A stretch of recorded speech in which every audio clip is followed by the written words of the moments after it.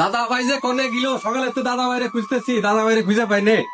এদিক পরীক্ষার পরীক্ষার ফি দিয়া লাগবি, স্কুলে তো চাপ দিতেছে।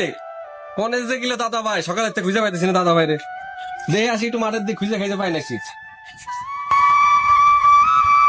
এ আকাশ, ফোনে কথা কইতেছিস? হলে ভাই, আমার দাদা ভাইরে কি দেখছিস নাকি? তোর দাদা ভাই তো দেখলাম ওই মাঠের দিক যাইতে। সকালে তো দাদা ভাইরে খুঁজতেছি, দাদা ভাইরে খুঁজে পাইনি। আচ্ছা মাঠের দিক যাইতে দেখছি। হ্যাঁ, তাহলে যাই দেখ ওই শস্য বই আছে মনে হয়। আচ্ছা, তাহলে- দেখলাম আমি। তাহলে মাঠের দিক যাই দেখি, খুঁজে দেখি।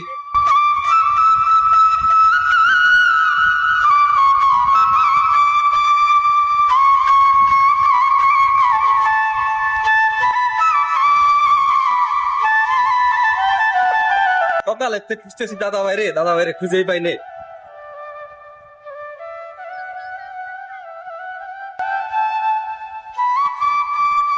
এ দাদা ভাই, দাদা ভাই, কি রে ছোট, কি হয়েছে?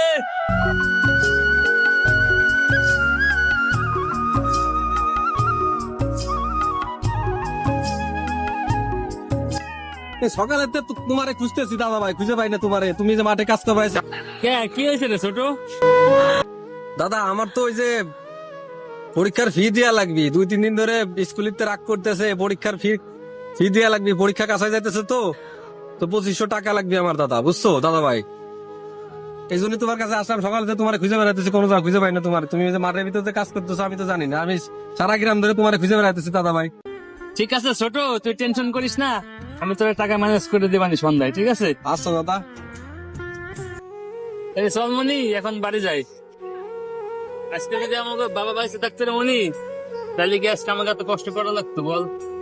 না। বড় দাদা, তুমি আবার বাবার কথা মনে করে কিনা? পৃথিবীতে যাদেরকে রেখে তাদের বাবা পরপারে পাড়ি জমিয়েছে, একমাত্র তারাই বুঝে বাবাহারা যন্ত্রণা কতটা কঠিন।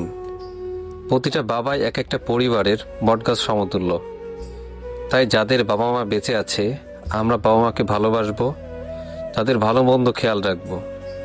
আর যাদের বাবা মা বেঁচে নাই, বাবা মা সমতুল্য বড় ভাই থাকলে সম্মান করব।